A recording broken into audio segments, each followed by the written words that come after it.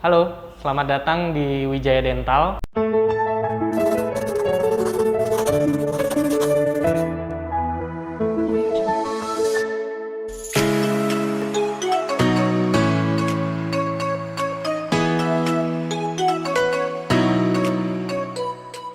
Oke, assalamualaikum warahmatullahi wabarakatuh teman-teman Serba Rumbia dimanapun kalian berada. Mohon maaf, kita lama kali nggak buat video baru lagi di update YouTube kita karena ada beberapa kesibukan. Nah, untuk mengobati rasa rindu kalian semua, kita sekarang berada di praktek dokter gigi yang berada di Simpang Randu. Jadi kita sudah berada di lokasi. Kita kepoin, kita grebek ke dalam langsung kayak apa sih, fasilitas apa aja. Nanti ada Q&A yang kemarin kita update di story Instagram Serba Rumbia dan di Facebook kita tanyakan langsung ke dokternya. Oke, yuk lanjut.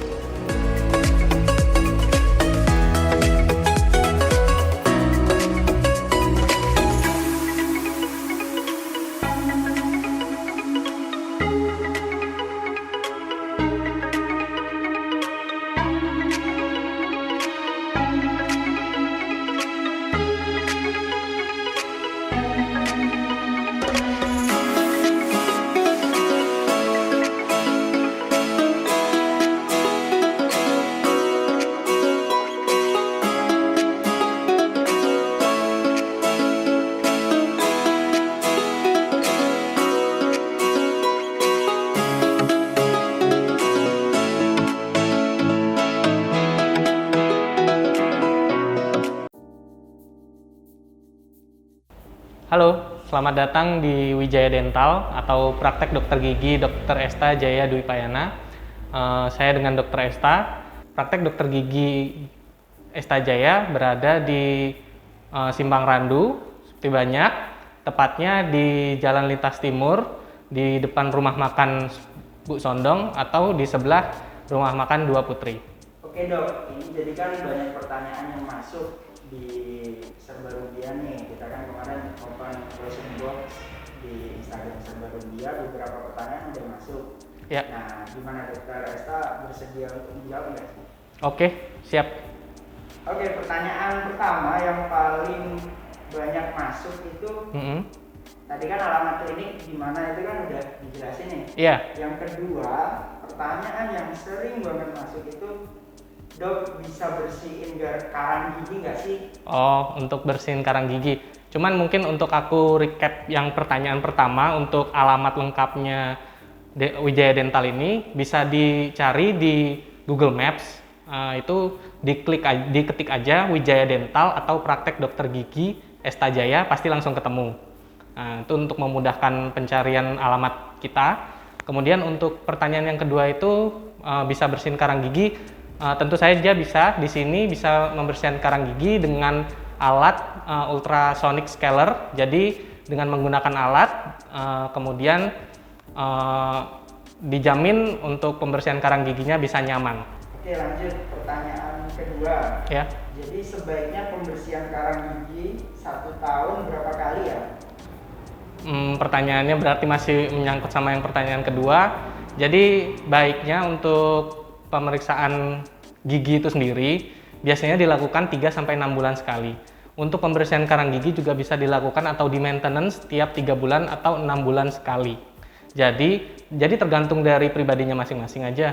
Ada beberapa pasien yang memiliki tingkat karang gigi yang cukup cepat, jadi penumpukan karang giginya terbilang cepat, mungkin dia bisa 3 bulan sekali untuk kunjungan ke dokter gigi, ataupun yang relatif sedang itu bisa 6 bulan sekali. Seperti itu. Oke, lanjut pertanyaan selanjutnya dari Rova Julia Putri. Ya. Biaya bersihin gigi berapa sih, Min? Kalau untuk biayanya, enaknya nanti datang aja dulu ke sini, karena per 3 bulan pertama buka, kita sekarang lagi ongoing kedua bulan buka praktek dokter gigi di sini. Jadi untuk 3 bulan pertama kami di sini free konsultasi, mau lewat via WhatsApp bisa. WhatsApp-nya bisa dicari di Google Maps juga ada, ataupun di Instagram kami di wijaya.dental. Nah, nanti di sana ada kontaknya, bisa di WhatsApp, langsung dihubungi, langsung saya yang menjawab WhatsApp-nya. Kemudian kalau misalkan lebih nyamannya lagi, datang aja ke sini, Untuk konsultasi, periksa gratis untuk 3 bulan pertama. Pertanyaan selanjutnya dari Lutfi dan penyebab gigi sakit tapi tidak berlubang apa ya dok? Nah, ini sebenarnya bisa berkaitan dengan karang gigi itu tadi. Jadi, penyebab gigi sakit walaupun tidak berlubang itu biasanya ada penumpukan karang gigi di daerah pinggiran-pinggiran gigi yang masuk ke dalam gusi. Nah, ketika karang gigi sudah masuk ke dalam gusi, di sana akan terjadi peradangan. Biasanya sakitnya dia bisa dalam satu tempat ataupun bisa menyeluruh seperti itu. Jadi bagusnya memang harus di maintenance atau diperiksakan kondisi giginya sebaiknya 6 bulan sekali seperti itu. Selanjutnya pertanyaannya, bisa tambal gigi nggak dok?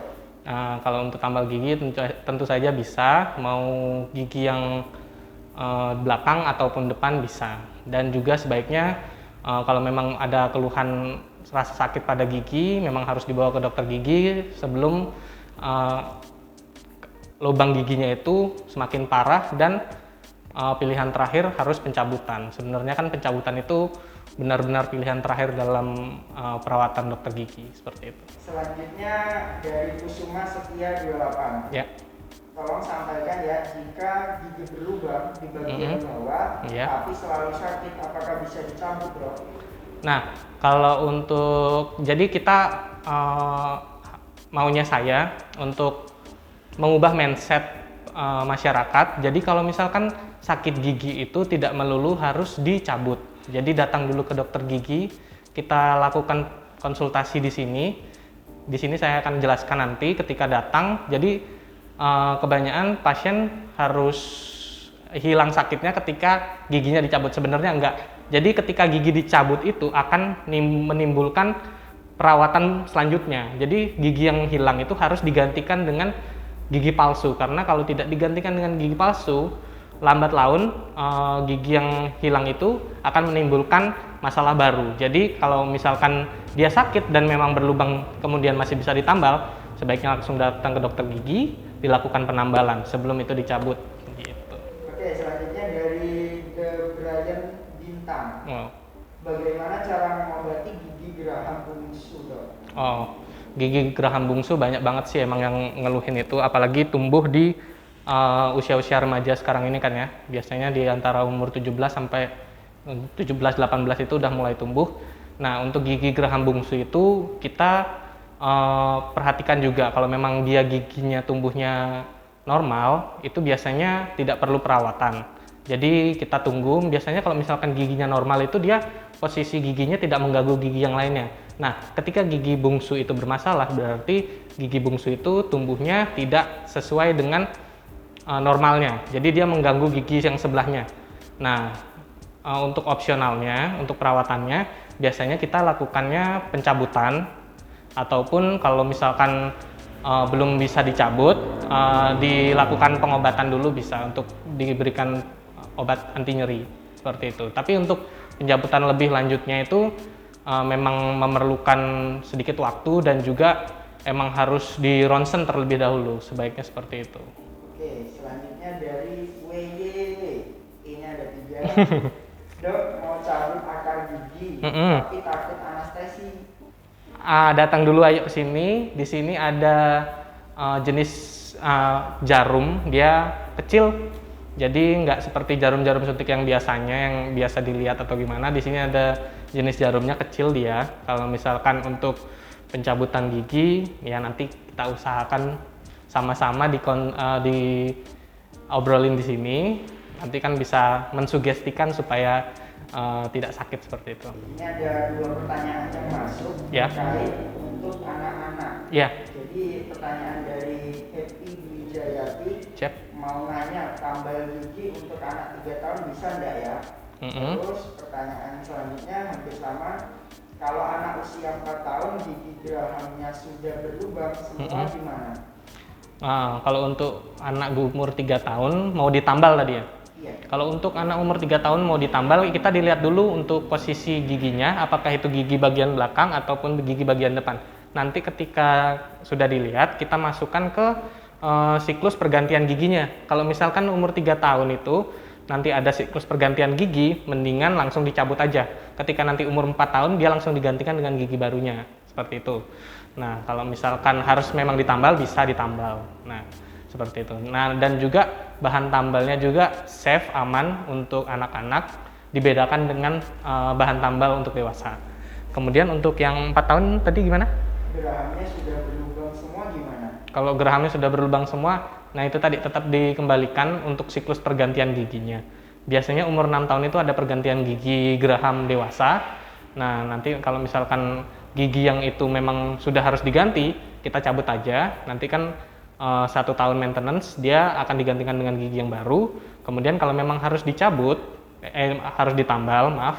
Kalau memang harus ditambal, di sini bisa ditambal. Seperti yang saya jelaskan sebelumnya. Oke, pertanyaan selanjutnya, ini Ya. banyak banget yang tanya soal tarif bersihin karang gigi berapa min? Terus berapa biaya nyabut gigi sama pasang gigi? Terus copot gigi, pasang gigi palsu itu budgetnya berapa ya? Ini pertanyaan dari Ratnoy, Wiwin, dan dari Pramono. Silakan Dok. Kalau untuk tarif tadi, lebih etisnya mungkin langsung datang aja ke sini, ataupun biar lebih privasi, langsung hubungin kontak yang ada di kami, bisa dicari di Google Maps, itu ada kontak saya. Kemudian atau langsung ke Instagram wijaya.dental, supaya lebih enak ngobrolnya nanti. Atau kalau mau menyempatkan waktu datang, yang saya jelaskan tadi, kami masih 3 bulan free konsultasi dan free pemeriksaan gigi gratis. Oke, pertanyaan terakhir ini cukup mengedukasi para netizen ya. Iya. Dari Fitri I-nya ada berapa? Ada 4 ya. Sebenarnya apa sih dampak untuk orang yang tidak mau membersihkan karang gigi? Mohon dijawab Dok. Oke, sebenarnya karang gigi itu kerasa tapi disepelekan, karena menurut mereka karang gigi itu ya udahlah cuman karang gigi seperti itu. Tapi sebenarnya efeknya itu benar-benar lumayan mengganggu untuk kemudian harinya, apalagi untuk kita yang akan terus beranjak usia. Jadi karang gigi itu biasanya udah tumbuh, itu dari anak-anak pun sudah ada karang gigi. Jadi harus tetap di maintenance, dilakukan pemeriksaan berkala ke dokter gigi, dan juga dilakukan pembersihan karang gigi. Jadi kalau misalkan karang gigi tidak dibersihkan, itu biasanya yang pertama akan mengalami yang namanya, kalau kami sebut dalam diagnosanya, yaitu gingivitis. Jadi itu peradangan pada gusi. Peradangan pada gusi itu sendiri biasanya nanti gusinya kemerahan. Kemudian lanjutnya lagi ada mungkin pertanyaannya connect dengan pertanyaan yang di awal tadi, gigi berlubang tapi terasa sakit, itu benar bisa disebabkan oleh karang gigi. Nah, ketika karang gigi itu tetap dibiarkan, biasanya akan terjadi penurunan gusi. Nanti lambat laun akan terjadi penurunan gusi. Dan juga lambat laun gigi itu akan terasa goyang, seperti itu. Jadi untuk membiarkan karang gigi terlalu lama di dalam rongga mulut itu memang terbilang berbahaya sih sebenarnya. Bisa mengganggu untuk selanjutnya, seperti itu. Kenapa pilih buka prakteknya ini di Simpang Randu? Kenapa nggak di Rumbia? Nanti pasti banyak pertanyaan kayak gitu tuh. Kenapa sih kok bukanya di sini? Oke. Silakan Dok dijawab. Kalau untuk saya, karena melihat dari ininya, lokasi juga. Kalau untuk banyak juga yang menanyakan kenapa nggak buka di rumah saja, seperti itu. Karena menurut saya untuk buka di rumah itu sama saja membawa penyakit bawa ke rumah. Jadi menurut saya rumah itu harus steril dengan segala bentuk penyakit yang ada di luar dan tidak boleh dimasukkan ke dalam rumah. Menurut saya seperti itu. Mohon maaf kalau misalkan ada praktek dokter yang ada di rumah, karena limbah dokter gigi itu sendiri lumayan banyak gitu loh. Misalkan pencabutan gigi itu sudah ada 1 gigi yang harus terbuang di daerah lingkungan rumah. Nah, sementara kalau misalkan saya buka di Simpang Randu, itu karena juga saya ada dinas di puskesmas seperti banyak. Nah, kemudian untuk pencakupan wilayah kecamatannya juga lumayan merata. Jadi menurut survei saya, dokter gigi yang ada di kurang lebih ada 5 kecamatan terdekat, yaitu ada di mungkin Putra Rumbia, seperti banyak, terus di Gaya Baru ya, Wais Putih, Bumi Nabung ya, Bumi Nabung itu baru saya. Jadi untuk kedepannya memang saya akan ada buka selanjutnya lagi mungkin didoakan saja di daerah Rumbia agak ke gaya baru. Nanti itu ditebak-tebak aja. Yang mudah-mudahan mohon doanya untuk semuanya. Gitu aja sih. Oke, makasih banyak ya untuk tim Serba Rumbia udah datang ke praktek dokter gigi dokter gigi kami di Wijaya Dental. Mudah-mudahan dari video ini dapat mengedukasi teman-teman semuanya, masyarakat semuanya bahwa lebih perhatian lagi terhadap kesehatan gigi dan mulut. Itu saja. Terima kasih dari saya.